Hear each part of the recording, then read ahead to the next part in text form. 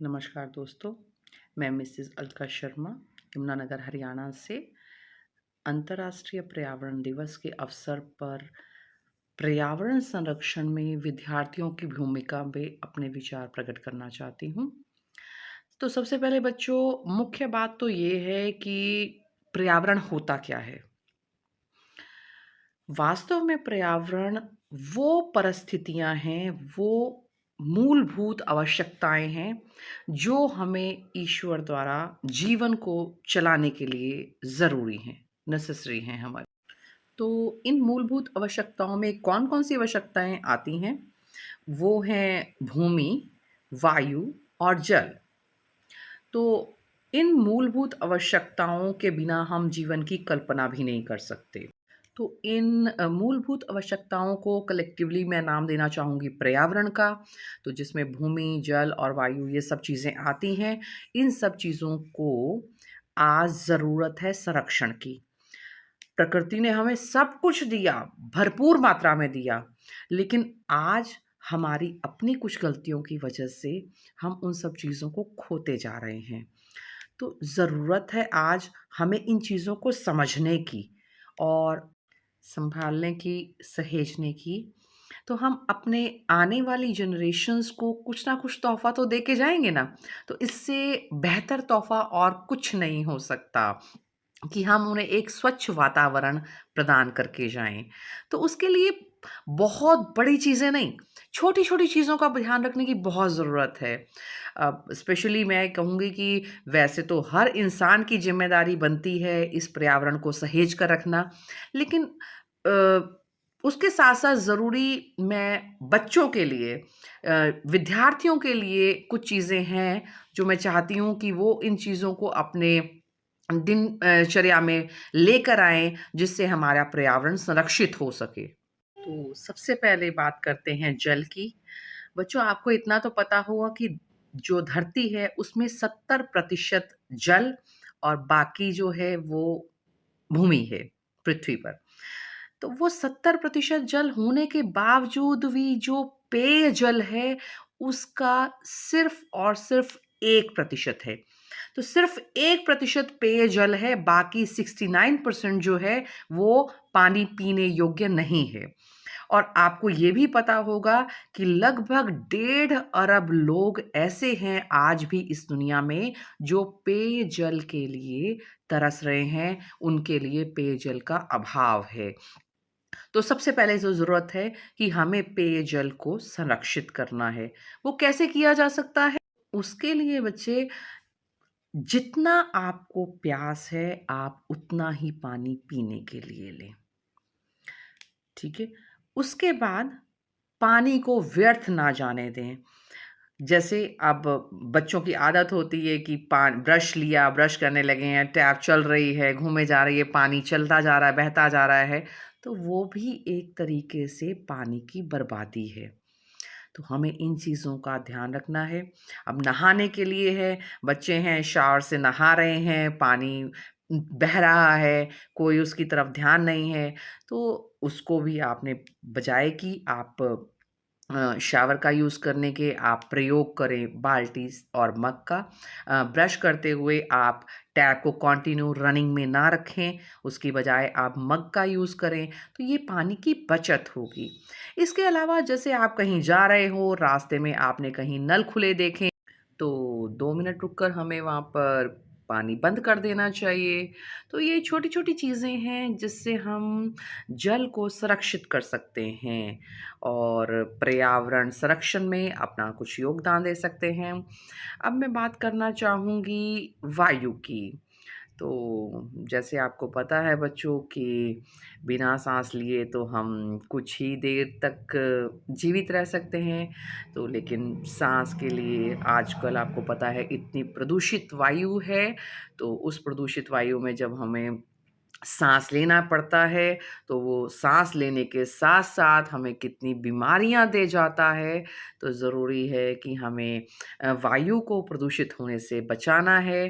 तो इसके लिए छोटी-छोटी चीज़ें ये हैं कि जितना आप कोशिश कर सकें कि अगर आपको छोटे शॉर्ट डिस्टेंसेस हैं, तो आप व्हीकल्स यूज़ ना करें, क्योंकि व्हीकल्स में पेट्रोल और फ्यूल यूज़ होता है, जिसकी बर्निंग से जो है धुआँ निकलता है, इतने विषैले तत्व निकलते हैं जो कि हमारी वायु को प्रदूषित करते हैं। तो कोशिश ये करिए कि शॉर्ट डिस्टेंसेस या तो आप पैदल चलिए, ठीक है? अगर आप पैदल नहीं चल सकते हैं तो कोशिश करिए कि आप पब्लिक ट्रांसपोर्ट यूज़ करिए। वैसे पैदल चलने से ये होता है, एक हमारी हेल्थ बिल्डअप होती है, हमारी स्ट्रेंथ बढ़ती है, हमारी इम्यूनिटी बढ़ती है और साथ ही साथ प्रदूषण से बचा जा सकता है। और बच्चों, एक बात और ख़ास तौर आपके लिए कि बच्चों को पटाखे चलाने का बहुत शौक होता है, तो कोशिश ये करिए कि जो हमारे फेस्टिवल्स हैं, उनको हम मनाएँ तो कम से कम पटाखों का यूज़ करें। आपको पता है कि पटाखे जब चलते हैं तो कितना धुआँ होता है, कितना ज़्यादा पॉल्यूशन क्रिएट होता है उस समय पर। तो अगर पटाखों का इस्तेमाल नहीं होगा तो ये भी हमारे पर्यावरण को संरक्षित करेगा, हमारी वायु को शुद्ध रखेगा। इसके अलावा बात करें तो बिजली की खपत कम करें। कोशिश करें कि बिजली जो है उसकी बचत की जाए, क्योंकि आपको पता है कि बिजली बनाने के लिए भी कोयला, साथ ही साथ पेट्रोल और जल का प्रयोग होता है।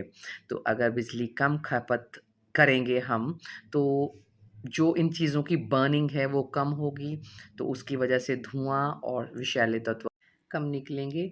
इसके अलावा जैसे बच्चों के ख़ास मेमोरेबल मोमेंट्स, जैसे उनके बर्थडेज़ हो गए, तो उनको बड़ी-बड़ी पार्टीज़ या ये सब करने की बजाय कोशिश करिए कि ट्री प्लांटेशन करके उनको मेमोरेबल बनाया जा सके। जहाँ पर भी आपको खुली जगह मिलती है या पार्क्स में, कहीं पर भी आप पेड़ या पौधे लगाकर उस दिन को यादगार बना सकते हैं। तो इससे हमारे वायु को शुद्ध होने के लिए जो बेसिक एलिमेंट है पेड़, वो हमारी प्रकृति में बढ़ेंगे, जिससे हमारा वातावरण संरक्षित होगा। इसके अलावा मैं कहूँगी बच्चों से ख़ास अपील है कि पेपर्स का सही यूज़ करिए। जो बच्चे नोटबुक्स बनाते हैं, लिखते हैं, उनमें पीछे बीच में पेज खाली छोड़ देते हैं, तो आपको ये पता होगा बच्चों कि पेपर्स बनाने के लिए हर साल ना जाने कितने ही पेड़ जो हैं वो काटे जाते हैं। तो वो जो पेड़ काटे जाते हैं उसका हमारे पर्यावरण पर कितना प्रभाव पड़ता है। तो कोशिश करिए कि पेपर बचाइए।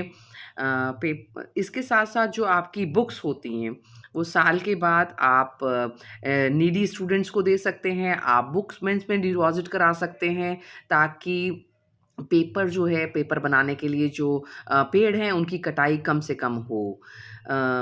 इसके अलावा आप न्यूज़पेपर्स या फिर कोई भी ऐसा मटेरियल है जिनको आप रीसाइकिल कर सकते हैं, उनको आप रीसाइक्लिंग के लिए यूज़ करें, ताकि पर्यावरण को बचाया जा सके।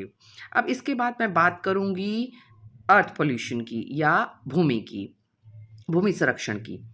तो बच्चों, आपको पता है कि भूमि जो है उसको संरक्षित कैसे किया जा सकता है कि हम अपने जो कचरा है उसको सही ढंग से जो है डिस्पोजेबल करें। जैसे कि कोशिश करें कि आप पॉलीथीन का यूज़ ना के बराबर करें, क्योंकि आपको पता है कि पॉलीथीन एक ऐसा मटेरियल है जो सैकड़ों साल के बाद भी गलता नहीं है, और वो जहाँ पर भी गिरता है वहाँ पर धरती की उर्वरता बिल्कुल ख़त्म हो जाती है। तो कोशिश करिए कि पॉलीथीन का यूज़ ना करके आप घर से जूट बैग्स लेके जाएँ या फिर कपड़े के बने हुए थैलों का इस्तेमाल करें, तो ताकि जो है धरती को बचाया जा सके। उसके अलावा जो ऐसे मटेरियल्स जिनको रीसाइकिल किया जा सकता है, उन्हें रीसाइकिल करने के लिए भेजा जाए, जैसे प्लास्टिक वगैरह हो गया, उनको कचरे में ना डालकर उनको किसी कबाड़ वाले को दिया जाए, ताकि वो उसकी रीसाइक्लिंग हो सके। इसके अलावा अपने आसपास की सफाई रखें और कचरा ना फैलाएँ। एक तो सफाई रखने के 2 फ़ायदे। सबसे पहले तो एक, हमारे आसपास का जो वातावरण है वो हमें बहुत ही साफ-सुथरा नज़र आता है, और दूसरा, जो कचरे के ऊपर गंदगी की वजह से जो कीड़े-मकोड़े पनपते हैं और जो बीमारियाँ फैलती हैं, उनका भी खतरा कम हो जाता है।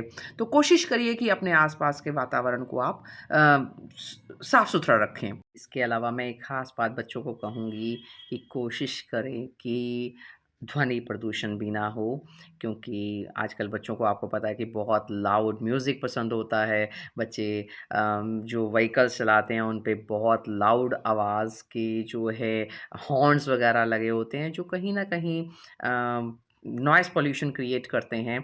तो कोशिश करिए कि ऐसी चीज़ें ना हों। यदि आप टीवी वगैरह देख रहे हैं, तो उसकी आवाज़ उतनी रखें जो आपके भी कानों के लिए सही हो और आपके आस-पास के लोगों को भी उससे परेशानी ना हो। क्योंकि आपको पता है कि छोटी-छोटी चीज़ें जो हैं ये हमारे लिए बहुत ज़रूरी हैं। हमारे एक अच्छा और हेल्दी एनवायरनमेंट बनाने के लिए इन सब चीज़ों का ध्यान रखना पड़ेगा। तो बच्चों से मैं अपील करना चाहूँगी कि पर्यावरण को संरक्षित करने के लिए जितना अपना योगदान दे सकते हैं, उतना दें। साथ ही साथ जो आपके आस-पास के लोग हैं, उनको भी पर्यावरण संरक्षण के लिए प्रेरित करें। तो इन्हीं शब्दों के साथ मैं डॉक्टर अमित शर्मा का तहे दिल से धन्यवाद करती हूँ, जिन्होंने राष्ट्र स्तरीय इस परिचर्चा में मुझे अपने शब्द रखने का मौका दिया और मुझे सुनने वाले सभी अभिभावक, सभी अध्यापकगण, शिक्षक, शिक्षिकाएँ एवं विद्यार्थी, उन सबका मेरा तहे दिल से धन्यवाद। शुक्रिया।